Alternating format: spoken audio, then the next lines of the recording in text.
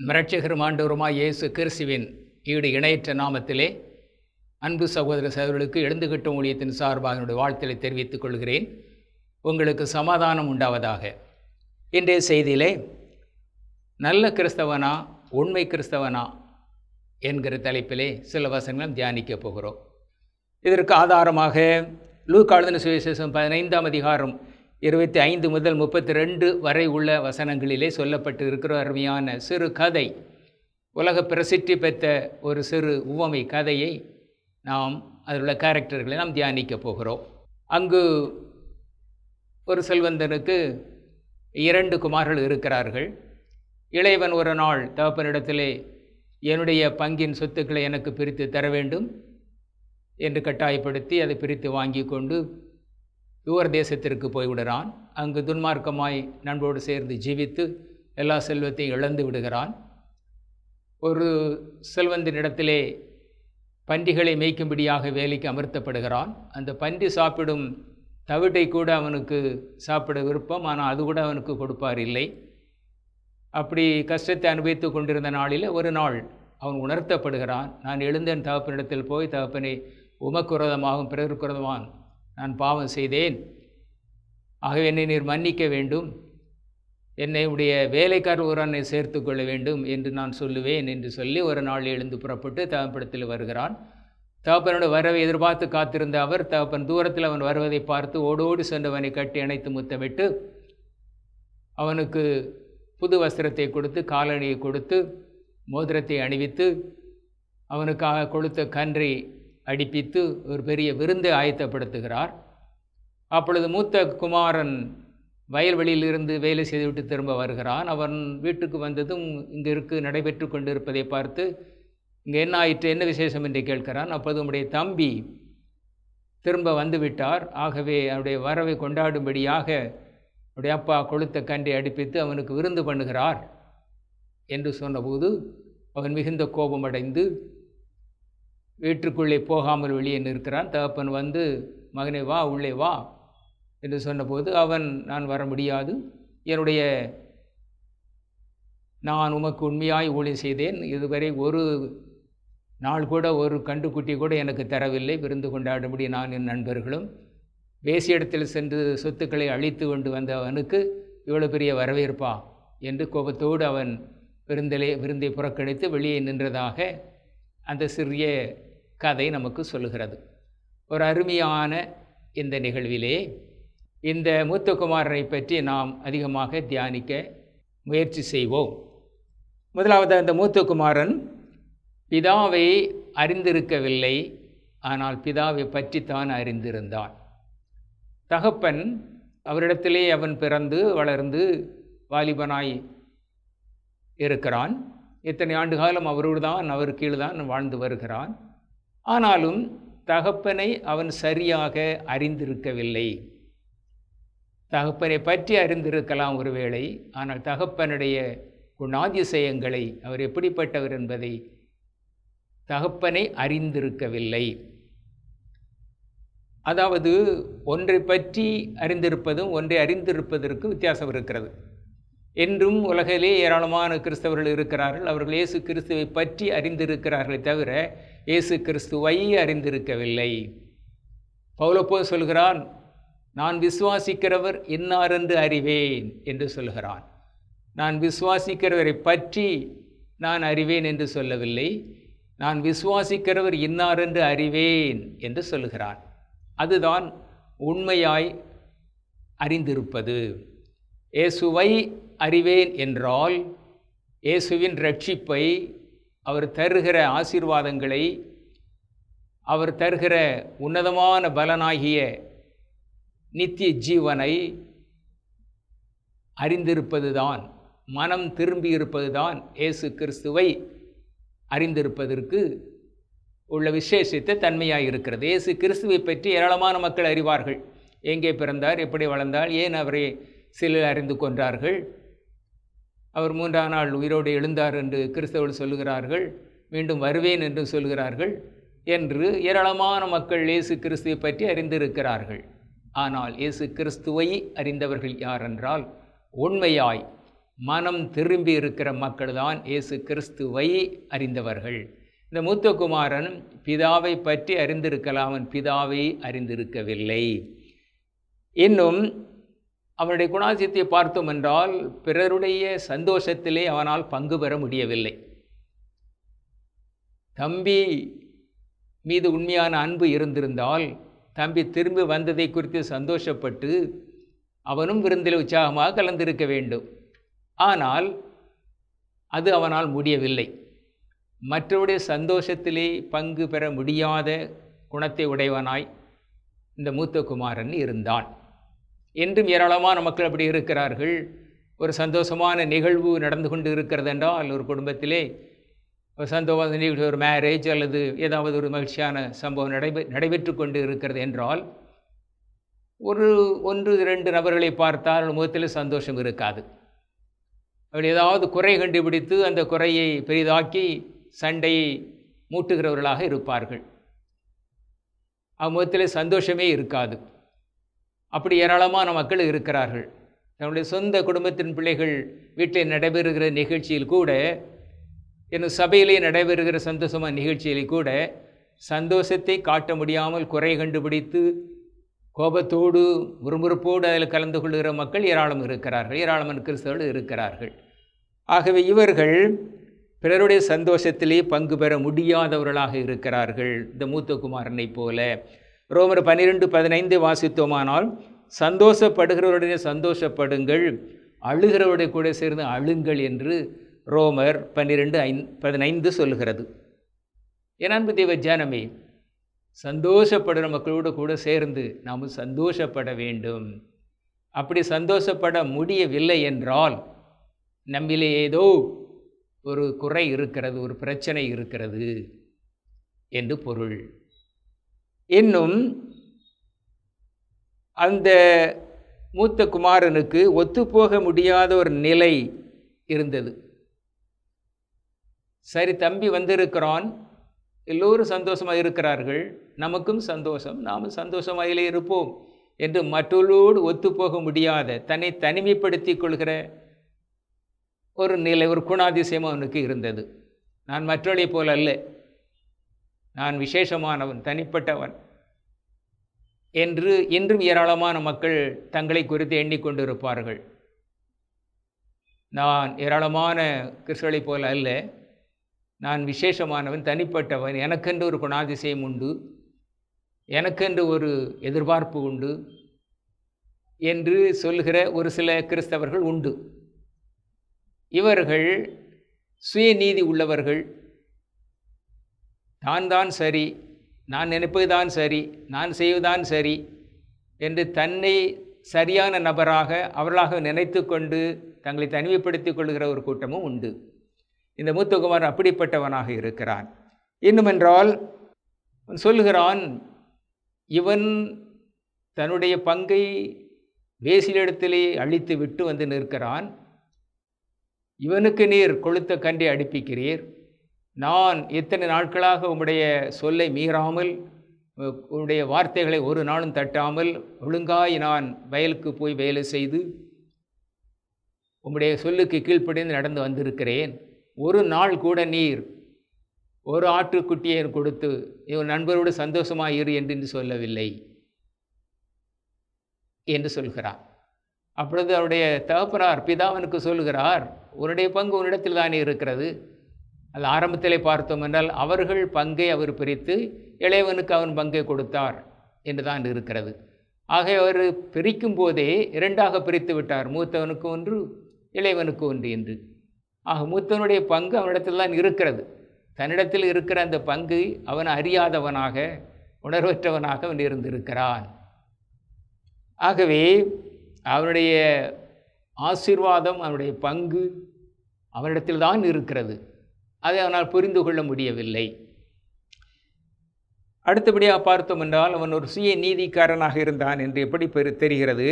அவன் சொல்கிறான், நான் கற்பனையை மீறாதிருந்தேன், உம்மிடத்திலே நான் வளர்ந்து வந்தேன், நீ சொன்னதெல்லாம் கேட்டேன், உம்முடைய வார்த்தை ஒரு நாள் நான் மீறவில்லை, உம்முடைய கற்பனைகளை நான் தட்டவே இல்லை, மீறவே இல்லை என்று தன்னைத்தானே பெருமையாக சொல்லிக் கொள்கிறான். அப்பொழுது அவனுக்கு பிதா சொல்கிறார், உன்னுடைய பங்கு உன்னிடத்தில் தான் இருக்கிறது என்று அவனுக்கு சொல்லப்படுகிறது. ஆனாலும் பாருங்கள், நான் கற்பனைகளை மீறவில்லை, ஆகவே நான் நல்லவன் என்று அவன் தன்னை நல்லவன் என்று நிரூபிக்க முற்படுகிறான். இன்றும் ஒரு கூட்ட ஜனங்கள் அப்படி உண்டு. கற்பனைகளை மீறாமல் வாழ்கிற ஏராளமான மக்கள் இருக்கிறார்கள். அதுதான் சரி, அது தவறு என்று வேதம் சொல்ல சரிதான். ஆனாலும் கட்டாயத்தின் பேரிலே கற்பனையை மீறாமல் வாழ்கிறவர்கள் உண்டு. வேதம் என்ன சொல்கிறது என்றால், கொலை செய்யாதிருப்பாயாக என்பது ஒரு கற்பனை, ஒரு கட்டளை. 10 கட்டளை ஒன்று, கொலை செய்யாதிருப்பாயாக. ஏராளமான மக்கள் இருக்கிறார்கள் கொலை செய்யாதவர்கள். எல்லோரும் கொலை செய்வதில்லை. ஒரு சில நேரங்களிலே 1-2 பேர் தவறி விடுகிறார்கள், கொலை செய்து விடுகிறார்கள். மற்றபடி ஏராளமான மக்கள் கொலை செய்யாதவர்கள் உண்டு. ஆனால் இயேசு கிறிஸ்து என்ன சொல்கிறார்? மத்தேயு 5:21-22 வசனத்தை வாசித்தோம் என்றால், கொலை செய்யாதிருப்பாயாக என்றும் கொலை செய்கிறவன் நியாய தீர்ப்புக்கு ஏதுவாய் இருப்பான் என்றும் பூர்வத்தாருக்கு உரைக்கப்பட்டதென்று கேள்விப்பட்டு இருக்கிறீர்கள். நான் உங்களுக்கு சொல்கிறேன், தன் சகோதரனை வீணன் என்று சொல்கிறவன் ஆலோசனை சங்க தீர்ப்புக்கு ஏதுவாயிருப்பான். மூடனே என்று சொல்கிறவன் எரி நரகத்துக்கு ஏதுவாயிருப்பான். கொலை செய்கிறவன் தான் தண்டிக்கப்பட வேண்டும், நரகத்துக்கு உரியவன் என்று நாம் அறிவோம். ஆனால் இங்கே இயேசு கிறிஸ்து என்ன சொல்கிறார்? தன் சகோதரனை நியாயமில்லாமல் கோபித்துக் கொள்பவன் நியாய தீர்ப்புக்கு ஏதுவாயிருப்பான். சகோதரனை வீணன் என்று சொல்கிறவன் ஆலோசனை சங்க தீர்ப்புக்கு ஏதுவாயிருப்பான். மூடனே என்று சொல்கிறவன் எரி நரகத்துக்கு ஏதுவாயிருப்பான். அப்படியானால், அதாவது ஒரு மனிதனை வீணாக பழிச்சொல்களை சொல்லி அவனை பழிப்பவர்களை, குற்றப்படுத்துகிறவர்களை குறித்து வேதம் இப்படி சொல்லுகிறது. கேரக்டர் அசாசினேஷன் என்று சொல்வார்கள். அதுவும் கொலைக்கு சமம் என்று இயேசு கிறிஸ்து சொல்லுகிறார். அதுதான் உண்மை. ஆகவே என் அன்பு தேவ ஜனமே, கட்டாயமாக கற்பனை கடைபிடித்து விட்டேன் என்பதற்காக நாம் நீதிமான்களாய் மாறிவிட முடியாது. எரி நரகத்தை நாம் மேற்கொண்டு விட முடியாது.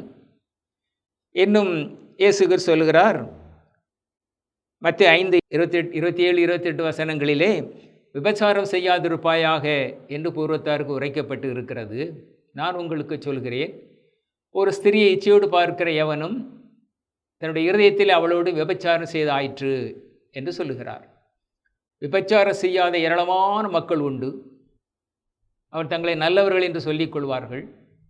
நாமும் மற்ற மக்களை அவர்களை நல்லவர்கள் என்று தான் சொல்லுவோம். ஆனால் இயேசு கிறிஸ்து என்ன சொல்கிறார்? ஒரு ஸ்திரியை இச்சையோடு பார்த்தாலே இருதயத்திலே விபச்சாரம் செய்வதற்கு சமம் என்று சொல்லுகிறார். அவனும் தண்டனைக்குரியவன் தான் என்று சொல்லுகிறார். ஆகிய அன்பு தேவ ஜனமே, இந்த மூத்தகுமாரன் சொல்வதைப் போல கற்பனைகளே கட்டளைகளை இதுவரை நான் மீறியதில்லை என்று நம்மில் அநேகர் சொல்லலாம்.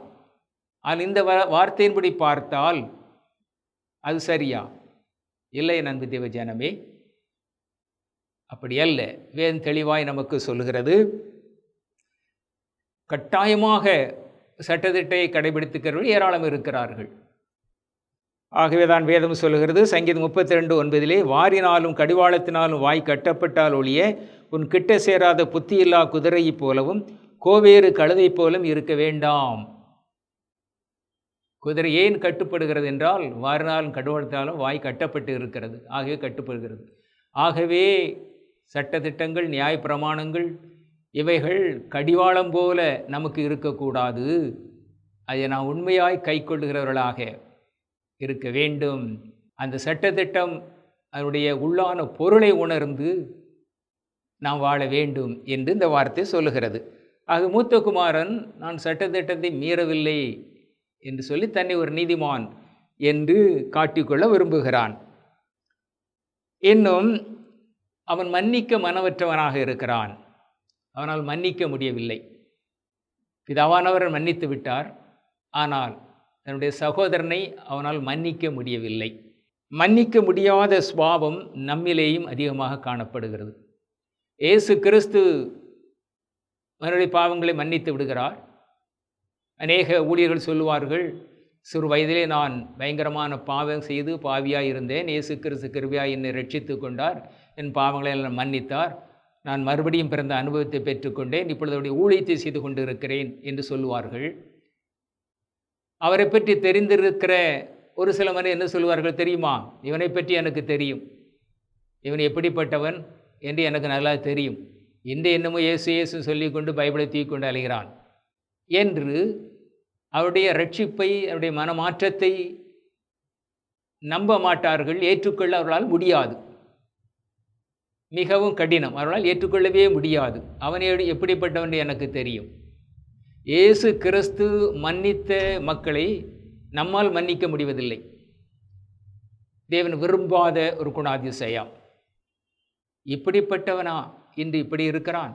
அப்படியானால் இயேசு கிறிஸ்து எவ்வளவு நல்லவர், எவ்வளவு அன்புள்ளவர், இவனையே மன்னித்து விட்டாரே என்று நாம் சொல்வதற்கு பதிலாக சும்மா சொல்லிக்கொண்டு அலைகிறான் ஏசு ஏசு என்று, அவன் எப்படிப்பட்டவன் எனக்கு தெரியும்.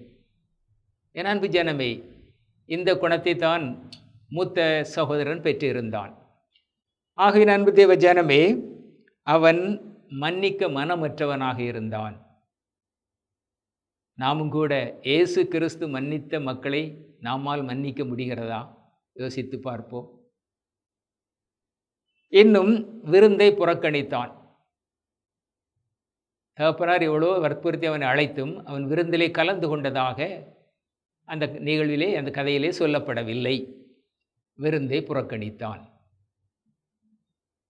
என் அன்பு தேவ ஜனமே, வேதம் சொல்கிறது ஏசாயா 25:6 சேனையில் கர்த்தர் இந்த மலையிலே சகல ஜனங்களுக்கும் ஒரு விருந்தை ஆயத்தப்படுத்துவார், அது கொழுமையான பதார்த்தங்களும் பழமையான திராட்சை ரசமும் ஊனும் நினவும் உள்ள பதார்த்தங்களும் தெளிந்த பழமையான திராட்சை ரசமும் நிறைந்த விருந்தாய் இருக்கும் என்று ஏசாயா 25:6 சொல்லுகிறது. ஒரு அருமையான விருந்தை குறித்து இந்த வார்த்தை சொல்லுகிறது.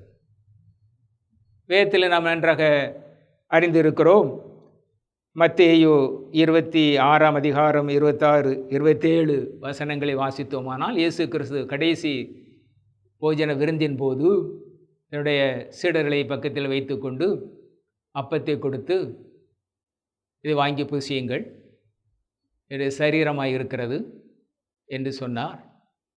அப்புறமாக திராட்சை ரசத்தை எடுத்து கொடுத்து, இதை பருகுங்கள், இது உங்களுக்காக சிந்தப்படுகிற என்னுடைய புது உடன்படிக்கையின் இரத்தமாக இருக்கிறது என்று சொன்னார் என்று அந்த கடைசி விருந்தை குறித்து வேதம் தெளிவாய் நமக்கு சொல்கிறது. ஆகவே தேவாதி தேவன் இயேசு கிறிஸ்து மூலமாக நமக்கு ஒரு மிகப்பெரிய விருந்தை ஆயத்தப்படுத்தி இருக்கிறார். அந்த விருந்து தான் நாம் இப்பொழுதும் திருச்சபைகளிலே ராபோஜனம் என்று அந்த விருந்திலே பங்கு பெறுகிறோம். இந்த விருந்தை இந்த மூத்த குமாரன் புறக்கணித்தான், அலட்சியப்படுத்தினான். ஆகவே இவனை குறித்து நாம் பார்க்கும்போது இந்த மூத்த குமாரன் ஒரு நல்ல மனிதன்தான், ஆனால் அவன் உண்மையான மனிதன் அல்ல. இன்றும் ஏராளமான நல்ல கிறிஸ்தவர்கள் இருக்கிறார்கள், ஆனால் அவர்கள் உண்மை கிறிஸ்தவர்கள் அல்ல. நல்ல கிறிஸ்தவர்கள், இந்த மூத்த குமாரன் நல்லவன். இந்த கதையை சொல்லும்போதே கெட்ட குமாரன் என்று இளையவனைத்தான் சொல்லுவார்கள்.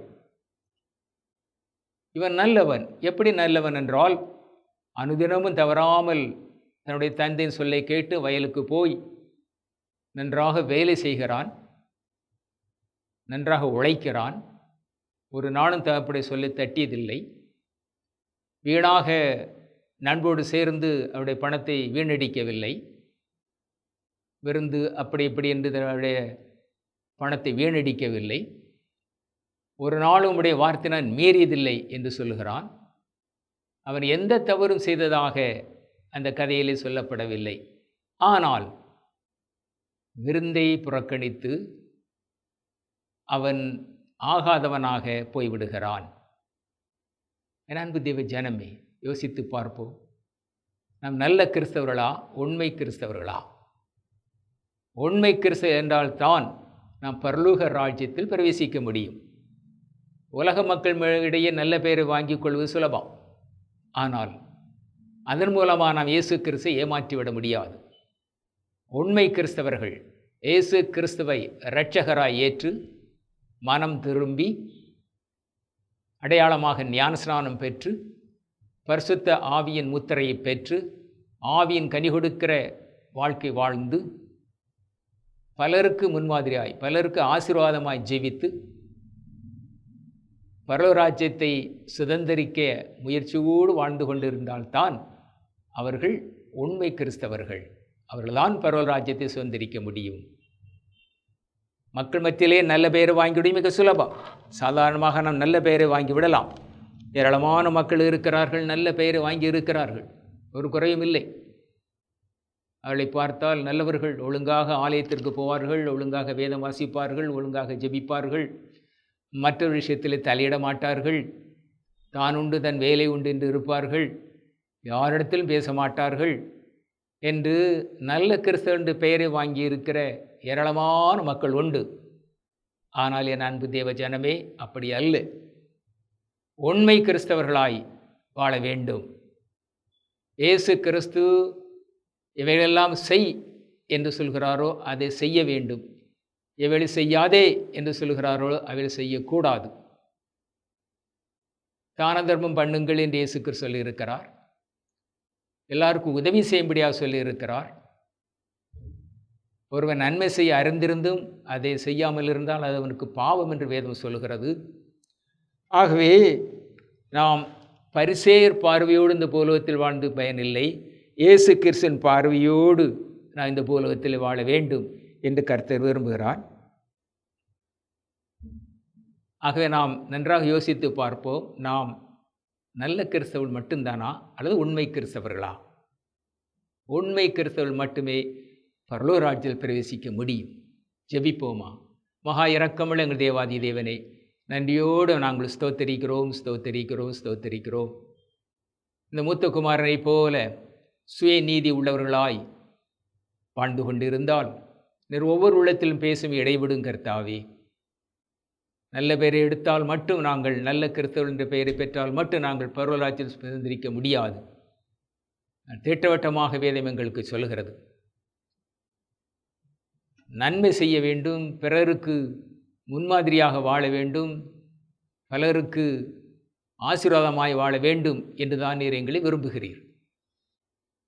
உண்மையான வாழ்க்கை, உண்மையான கிறிஸ்தவ வாழ்க்கை வாழ வேண்டும் என்று நீர் விரும்புகிறீர். அப்படியே வாழ ஒரு பிள்ளைகளுக்கு உதவி செய்வீராக. நன்றியோடு நாங்கள் ஸ்தோத்தரிக்கிறோம் ஸ்தோத்தரிக்கிறோம் ஸ்தோத்தரிக்கிறோம். என் தேவாலயன் கிருபையாய் இறங்கி உலகத்தையே அச்சுறுத்தி கொண்டு இருக்கிற லட்சக்கணக்கான மக்கள் மடிந்து கொண்டு இருக்கிற இந்த கொரோனா வியாதியை நீ முற்றிலுமாய் உலகத்தை விட்டே அப்புறப்படுத்தும்படியாய் பாரத்தோடு இடத்திலே ஜெபிக்கிறோம். என் தேவாதி தேவன், ஒவ்வொரு நாளும் லட்சக்கணக்கான மக்கள் மடிந்து கொண்டு இருக்கிறார்களே. கடைசி நாட்களிலே கொள்ளை நோய் உண்டு என்று வேதம் எங்களுக்கு சொல்லுகிறது. கொள்ளை நோய்கள் பெருகி போகும் என்று வேதம் எங்களுக்கு சொல்லுகிறது. ஆனாலும் உடைய கரம் மக்கள் மீது லகுவாய் இருப்பதாக. இதன் மூலமாக ஏராளமான மக்கள் தெய்வ பயத்தை அடைந்து வாழ்க்கையில் ஒரு மாற்றத்தை ஏற்படுத்திக் கொள்ளவர்களுக்கு உதவி செய்யும். மனம் திரும்பின உதவி செய்யும் கர்த்தாவே. எப்படியாயிலும் ஜனங்களினை ரட்சித்து வரிக்கு ஆயத்தப்படுத்துவீராக. நன்றி செலுத்துகிறோம் ஸ்தோத்தரிக்கிறோம். வார்த்தையில் கேட்ட ஒவ்வொரு பிள்ளையின் தேவன் ஆசீர்வதிப்பீராக. எங்கள் அருமை ரட்சகர் மீட்பெருமாய் இயேசு கிறிஸ்துவின் விலையேறப்பெற்ற நாமத்தில் ஜெபிக்கிறோம் எங்கள் நல்ல பிதாவே. ஆமேன் ஆமேன். கர்த்தர் உங்களை ஆசீர்வதிப்பாராக.